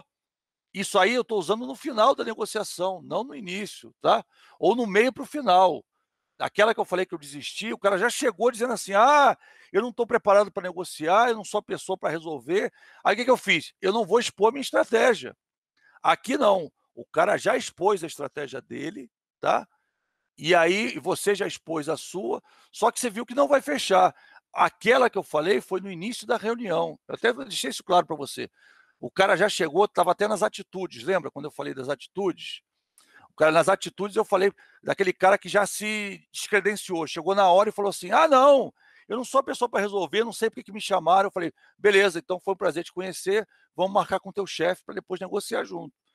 Aqui não, aqui o negócio já rolou, você já discutiu, você já deu a tua oferta, ele já deu a oferta, cada um já chegou nos seus limites, tá? Só que você vai ver que não vai fechar. Está abaixo da tua máquina, ou é a tua máquina, tá? Que ele ofereceu, não vai fechar. O que você vai fazer? Mas você precisa da negociação. Então você vai dizer, poxa, não sou a pessoa para fechar isso, não tem jeito. Aí tem casos, por exemplo, tá? Que você informa no início da negociação que você tem aprovação para chegar a determinado valor. O que você vai fazer? Você jogou o teu limite máximo, tá? E aí o cara já deu um preço muito lá embaixo. Aí você falou, pois é, eu só posso negociar até o valor X. Aí é claro, esse valor X está um pouquinho acima ou é, tá, a tua Mapan, tá? Ou é a Mapan, que eu não recomendo que você ponha um pouquinho acima. Por quê? Porque o cara vai dar uma contra-oferta. Ah, não, esse valor não posso chegar. Posso chegar até tanto. Eu falo assim, cara, eu vou tirar do meu bolso. Mas vamos dizer, aí o cara, aí você vai, fala Mapan. Pum. Aí acabou. Entendeu? Você já deu isso daí. Aí o que você tem limite até a máquina. Então pode ser que ainda role a negociação, mas você já definiu isso de início. Nunca vai jogar a máquina para o cara. A máquina é tua. Você esconde lá, anota num lugar secreto, guarda na tua cabeça, porque se você der a máquina para ele, acabou. Você não vai fechar a negociação, tá? O máximo que você pode dar é Mapan. Então você vai ter que estabelecer o limite. Olha, eu posso negociar até tal valor, tá? E aí, se o cara. Isso aí para negociação mais rápida, tá? Se o cara achar que aquele valor é insuficiente para ele, ele vai embora. Acabou a negociação ali. Então, eu particularmente não gosto de usar isso, tá? Eu não gosto de usar essa. Mas existe aplicação. Quando você tem pouco tempo para negociar, você usa essa, tá certo? A outra eu já uso. Quando o negócio está feio, eu uso isso aqui. Eu falo, não, isso aqui, esse valor eu tenho que verificar com eles. Essa aqui eu não jogo de início, não. Tá? De início eu não jogo o valor, não. Você vê que é diferente uma da outra, tá? Bem diferente. Solicitar ajuda de especialista. Você cansou de ver isso no Trato Feito. Se você já assistiu um episódio do Trato Feito, se você nunca assistiu, dá uma olhada no YouTube que está cheio, tá? Trato Feito. Vai estar cheio de negociação de tal coisa no Trato Feito. Dá uma olhada que você vai ver. Pode ser até que eu use um exemplo desse na nossa prova, tá? Então dá uma olhada, ó. Vou bater no quadro para você entender, beleza? Solicitar ajuda de um especialista. Ele usa isso direto, tá? Detalhe. Quem contratou o especialista? É ele. Se ele contratou o especialista, a tendência é o especialista fazer o que ele quer e não o que o cliente quer. Às vezes, o especialista, por conta do nome dele, ele acaba dizendo exatamente o valor. Mas, normalmente, o valor dele vai ser tendencioso, vai ser um valor para ajudar quem está comprando, tá? Ou, no caso, quem está vendendo, se o especialista for seu, tá? Mas o que você faz? Caso decorrer, durante a negociação, se houver uma dúvida quanto à questão em pauta, às vezes dúvida de autenticidade, até, né, o aluno colocou, né, o Marco colocou lá, né, eu achei muito legal, ele virou lá e colocou lá, isso aí está parecendo falso, isso é falso, é verdade. Às vezes o negócio você não sabe se é verdadeiro ou não, às vezes é um xing-ling, né, que a gente brinca, né, uma imitação barata, uma coisa assim. Então o que você vai fazer? Você vai chegar e vai chamar um especialista para verificar se é verdadeiro ou não. Até eu tenho um aluno aí que negocia obra de arte, né? É isso aí, exatamente. Põe uma banana no motor, né? Aí você vai chamar o quê? Um mecânico que reconhece a banana no motor, né? A gente brincou do Maverick, que antigamente o pessoal botava banana no V8, aí durante um tempo o motor, olha só como é que está silencioso o motor. Aí, claro, a banana vai se desfazendo, né? Porque quando a banana se desfaz, o motor vai e bate. Às vezes o motor está quase batendo. O que ele faz? Engrossa o óleo, né, que a gente faz. Você cansa de ver isso, até carros usados que o cara vende, o cara compra um óleo mais grosso, o motor está quase batendo máquina e compra o óleo mais grosso para o motor não fazer barulho. Mas você chama um mecânico, ele reconhece isso fácil, tá? Então é uma coisa interessante. Mas uma pessoa, um leigo, que o motor tá tão legal, está funcionando tão bem. O cara botou óleo 60 no motor, você nem sabe. O motor botou aquele bardal, naqueles óleos, aquele óleo mais grosso, do topói, para manter o motor. Aí você, o carro está excelente. Não é, o cara fez uma mutreta. Então você chama um especialista para evitar isso, tá? Ou então até para favorecer você com a questão do preço. Você está vendo que o cara está cobrando algo muito alto, mas é um bem que você quer, é um produto que você quer. Aí você chama um especialista para ele vai dar o menor valor possível de mercado para te favorecer se você estiver comprando, né?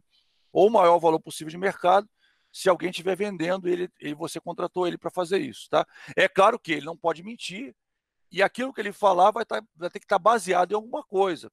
Senão ele não é especialista, senão ele é um amigo teu que você está chamando de especialista, que também, infelizmente, também acontece, só que não é uma prática vista como prática ética, tá?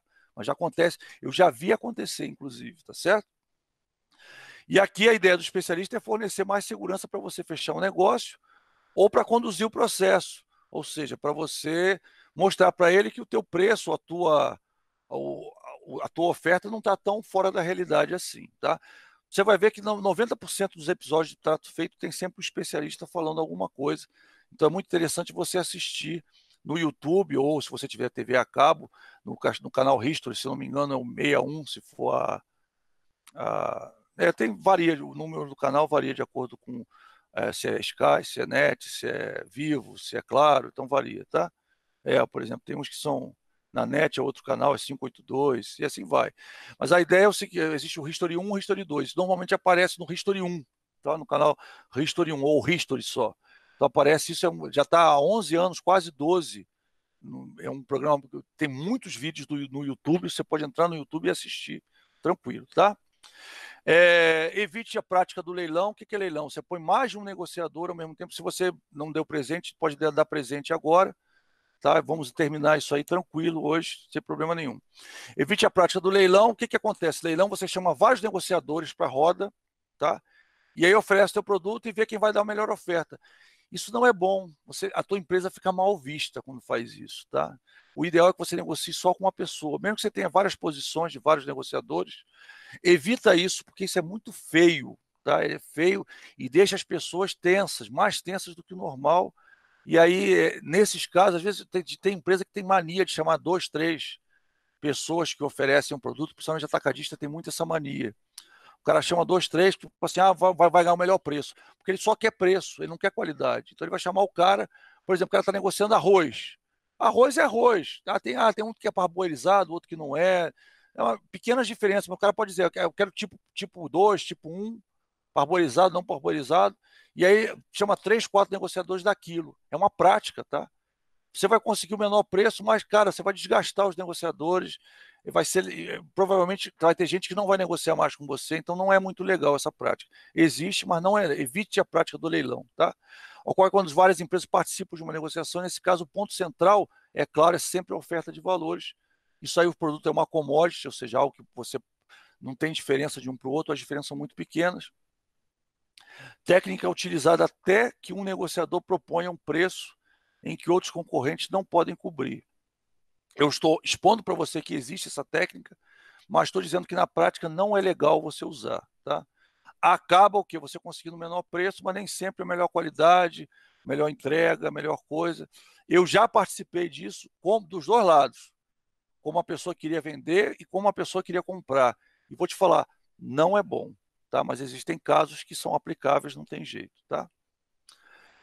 Estabelecer um tempo para negociação. Já falei para você, isso aí é vital, fundamental e está na fase de planejamento. Nas duas tem isso, tá?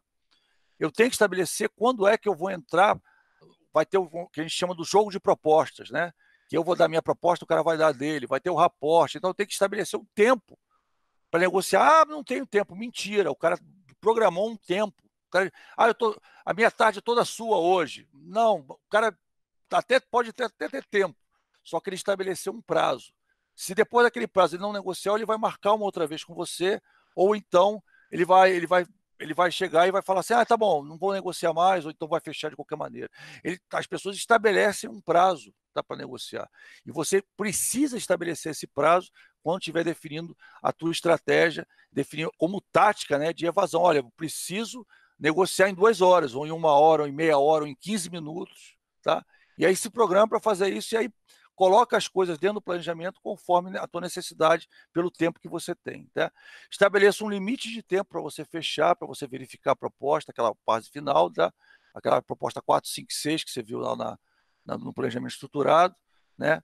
E aí, como um todo, e para tanto, deve-se estabelecer um tempo para cada fase. Então, para cada uma daquelas fases, você vai ter que estabelecer até a duração de toda a negociação.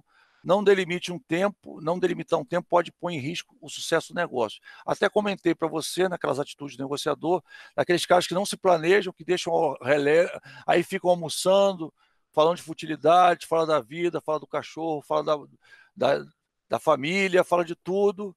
Aí no final dá uma proposta, o cara dá outra, mas não tem tempo, tchau, tchau, um abraço. Ou seja, você não teve tempo, perdeu a negociação por causa disso, tá? Acontece com muita frequência, por incrível que pareça, principalmente no Brasil. No exterior eles são muito, como é que eu posso dizer, sérios com relação a isso, tá? Informe ou não as suas conexões. Às vezes é legal você informar que você já negociou com fulano, que já negociou com ciclano, que você conhece Beltrano. Às vezes você tem alguém na empresa que você já negociou. Já negociei com fulano. Às vezes é legal, às vezes não é legal. Às vezes você pode estar até mostrando para o cara uma forma de querer induzir ele. Tá vendo? Esse cara já negociou com fulano, então ele acha que eu também sou obrigado a fechar com ele. Às vezes você cria um problema. Então você tem que pensar se você vai informar ou não as suas conexões. Às vezes é melhor não informar, tem situações, e às vezes é melhor informar. Quando não é melhor não informar? Quando aquilo pode parecer uma coisa meio pedante ou que você está forçando a barra para o cara fazer o que você quer. Aí você não deve usar. Quando você usa para melhorar a tua reputação, para você, né, de alguma forma, ser melhor visto, aí é legal você usar, tá certo? Então vamos lá, conforme a sua situação, pode ser útil informar os interessados, já expliquei, tá tudo aqui, tá vendo? Então, pessoal, é isso aí, né? A gente termina nesse slide, até esse slide cai na, até esse slide cai na nossa prova, tá certo? Até aqui cai na nossa prova. Se você quiser ler o poder de barganha, eu vou colocar lá, porque ele pode ajudar na questão, nas outras questões, porque ele contribui um pouco com algumas coisas que a gente já falou. Então, coisas que eu falei que não estavam no slide, estão nesse slide aqui, tá? E até o Cohen que fala isso. Então, por poder de concorrência, legitimidade, correr riscos, conhecimento das necessidades, persistência, precedente e o poder da ética, que é a reputação dele. Tudo isso aí você vai ver que eu já falei. Então, se você quiser ler, eu vou disponibilizar para você. Se você quiser ler, vai ajudar bastante na questão do teu planejamento, tá? Então, eu estou colocando aqui. Você vai ver que naquele slide que a gente falou de barganha, que tem um gráfico, eu estou falando de várias coisas que estão aqui. Se você pegar a aula e assistir, você vai ver que isso aqui, várias coisas eu estou falando lá, e eu falei também nas atitudes do negociador. Então, é legal você ler, tá certo? Muito obrigado por ter me acompanhado até aqui. Eu agradeço a todos.